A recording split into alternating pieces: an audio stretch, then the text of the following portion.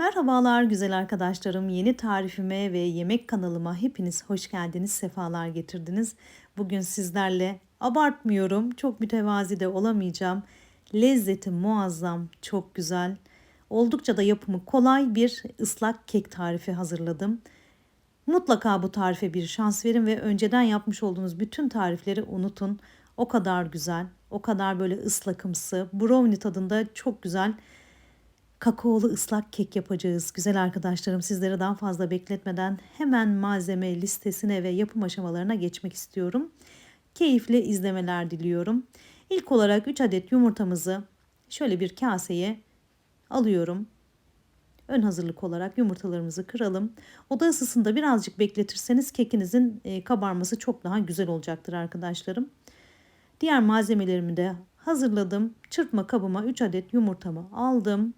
Üzerine 1 su bardağı şekerimi ekliyorum ve güzel bir şekilde çırpıyorum. Bu çırpma aşamasını birçok arkadaşım zaten biliyordur. Ne kadar güzel çırparsak kekimiz o kadar güzel kabaracaktır. Şekerimiz çok daha güzel erimiş olacaktır. O yüzden acele etmeyelim. Çok güzel bir şekilde çırpalım lütfen. Köpük köpük olana kadar, hacmi artana kadar, gördüğünüz gibi rengi açılana kadar çırpıyoruz. İçerisine 1 su bardağı sıvı yağımızı ekliyoruz. 1 su bardağı da sütümüz var. Yağımızı son damlasına kadar kullanıyoruz güzel arkadaşlarım, ziyan etmeyelim. 1 su bardağı sütümüzü de ekledikten sonra ufak bir çırpma işlemi yapıyoruz. Tarifimde kullanmış olduğum bütün malzemeleri açıklamalar kısmına yazıyor olacağım arkadaşlarım. Oradan da bakarak faydalanabilirsiniz. Bu kekimizde sadece 1 su bardağı un kullandık. 1 paket kabartma tozu ve 1 paket vanilin ekliyoruz. Lütfen un miktarına takılmayın. Gördüğünüz gibi ben yaptım. Çok güzel oldu. 3 yemek kaşığı da kakaomuzu alıyorum. Lütfen un miktarına takılmayın. Gerçekten tedirgin olmayın. Böyle kek mi olur demeyin. Çok akışkan bir hamur elde ediyoruz. Ama yine söylüyorum, lütfen tedirgin olmayın. Sonuç çok güzel olacak. Siz de videomuzun en başında gördünüz zaten. Güzel bir şekilde çırpıyoruz. Çırpmaya başlamadan önce mikserimizin çırpıcılarını birazcık böyle çalıştırmadan önce karıştırırsak, böyle yoğurma kabımızın içerisinde dolandırırsak etrafa çok daha az un sıçrayacaktır. Bu püf noktasına da dikkat edebilirsiniz. Güzel bir şekilde çırptık. Bakın şimdi kıvamına lütfen bir bakın. Böyle kek hamuru olur mu demeyin, oluyor. Çok da güzel oluyor. Mutlaka deneyin ve yorumlarda nasıl bulduğunuzu lütfen yazın. Yorumlarınız çok çok önemli benim için ve videoma gelip sonucu merak eden bütün arkadaşlarım için çok çok önemli. Hamurumuzu bir kenara aldık. Fırın kabımıza birazcık sıvı yağ ekledikten sonra her köşesine gelecek şekilde fırça yardımıyla sürdük yağımızı. Hamurumuzu ekleyeceğiz. Hamurumuzun ne kadar akışkan olduğunu şimdi göreceksiniz. Fırınımızı da 180 dereceye ayarladık. 170, 175 ve 180 derece aralığında ısıtabilirsiniz. Hamurumuzun akışkanlığını görüyor musunuz? Gerçekten cıvık bir hamur. Yani akıyor gidiyor. Ne kadar böyle cıvık olduğunu görseniz, düşünseniz de bakın sonuç çok güzel olacak. Bana güvenebilirsiniz. Lütfen bu tarife bir şans verin. Hemen kekimiz pişerken sosumuzu ayarlıyoruz. 1,5 su bardağı süt ekledik. 1 su bardağından 1 parmak eksik şekerimizi ekledik. Yarım su bardağı sıvı yağımız var. Onu ekliyorum. Üzerine son olarak kakaomu, 3 yemek kaşığı kakaomu ekliyorum arkadaşlar ve pişirme işlemine geçiş yapıyorum. Lütfen videomuzu beğenmeyi, destek amaçlı yorum yapmayı unutmayın. 30-40 gram kadar da bitter çikolatam var. Onu bir kenarda bekletiyorum. Önce sosumuzu pişireceğiz. Şöyle bir taşım kaynatacağız. Ondan sonra çikolatamızı ekleyeceğiz. Biraz karıştırdıktan sonra ocağa alacağım arkadaşlar. Beni nerelerden izlediğinizi, bu videoyla mı beni tanıdığınızı yoksa vlog kanalımdan mı geldiğinizi yorumlar kısmına yazarsanız çok mutlu olurum.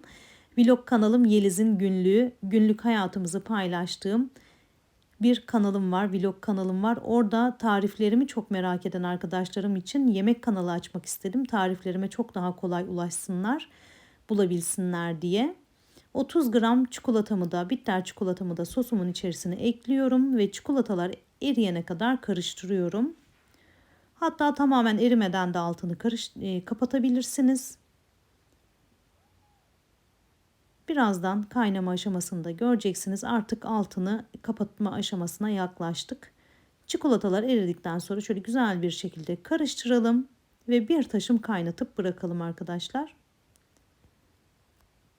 Beni nerelerden izlediğinizi, nerelerden evinize misafir olduğumu da çok merak ediyorum. Yorumlar kısmına yazarsanız hem kanalıma destek olmuş olursunuz hem de beni mutlu etmiş olursunuz. Pişen kekimi kürdan kontrolünden sonra fırından çıkardım ve her yerine gördüğünüz gibi delikler açıyorum. Bu işlemi es geçmeyin çünkü sosumuz içerisine çok daha güzel bir şekilde bu şekilde çekilmesini sağlamış olacağız. Kürdan testi yapmadan çıkarmayın arkadaşlarım. Tamamen pişti ve ben çıkardım ondan sonra. Kekimiz sıcak, sosumuz sıcak, hatta kaynar. Kenarlardan gördüğünüz gibi sosumuz kaynıyor, pişmeye devam ediyor. Lütfen ikisini de sıcak bir şekilde buluşturun, bekletmeyin çünkü sonuç bu sayede çok güzel oluyor. Sosumuzun çekmesi için bir kenara alıyoruz ve bekletiyoruz. Artık kekimizin soğumasını bekliyoruz arkadaşlarım. Gördüğünüz gibi kekimiz o kadar güzel bir şekilde sosunu çekti ki muhteşem bir lezzet oldu. Lütfen bir şans verin, deneyin ve yorumlarda da nasıl bulduğunuzu yazın. Belki de şimdiye kadar yaptığınız en güzel kek olabilir. Kekimizi dilimledik. Ben 12 parçaya böldüm arkadaşlar. Siz isterseniz daha küçük parçalara bölebilirsiniz. Üzerine toz Antep fıstığını ekliyorum. Süsleme aşamasına geçtik artık. Umarım bu tarifi denersiniz ve sevdiklerinizle sosyal medyalarınızda paylaşmayı unutmazsınız. Tariflerimi sosyal medyalarınızda sevdiklerinizle paylaşabilirsiniz. Bana bu şekilde destek olabilirsiniz. Şimdiden destek olan herkese çok teşekkür ederim. Fıstıklarımızı gezdirdikten sonra üzerine ekstra bir süsleme yapacağız arkadaşlarım. Tariflerimiz her zaman çok güzel oluyor ama süsleme ile lezzeti de görüntüsü de taçlanıyor diyebilirim. Köyden annemden getirdiğim frambuazlarım vardı. Onları dondurucudan çıkardım ve böyle süsleme yapıyorum. Sizler isterseniz vişne kullanabilirsiniz, varsa çilek kullanabilirsiniz. Farklı farklı meyvelerle de süsleme yapabilirsiniz. Bu tamamen sizin tercihinize bağlı. Hatta Hindistan cevizi de dökebilirsiniz. Fındık, fıstık, ceviz ne isterseniz. Gördüğünüz gibi kekimizi hazırladık. Pişirme işlemini, süsleme işlemini bitirdik. Bu tarifi lütfen deneyin. Damağınızda o kadar güzel bir lezzet bırakacak ki. Deneyin ve yorumlarda lütfen yazın. Bekliyor olacağım. Gerçekten son zamanlarda yaptığım en güzel keklerden biriydi. Şöyle bir göstereyim size. İçinin ıslaklığını, son görüntüsünü bir göstermek istiyorum. Bu kek hazırlığımı ben misafir için yapmıştım. Sadece yemek kanalıma tarif çekmek için değil, misafir hazırlığımda yapmış olduğum kekimi çektim. Size de bu şekilde gösterdim. İçini gösterme olayını çok rahat yapamadım arkadaşlar açıkçası. Misafirim için servis yapmam gerekiyordu. Çok vakitli bir zaman değildi. Yani rahat rahat yapamadım ama yine de sizlerle bu tarifi buluşturdum. Gördüğünüz gibi tabağıma aldım. Şöyle yakından da göstermek istiyorum. Çok güzel oldu. Abartmıyorum, çok güzel oldu. Misafirlerinize mutlaka deneyin, övgüleri kapın diyorum arkadaşlarım. Buraya kadar geldiğiniz için hepinize çok teşekkür ederim. Yeni tariflerde görüşene dek hoşça kalın, sevgiyle, mutlulukla kalın.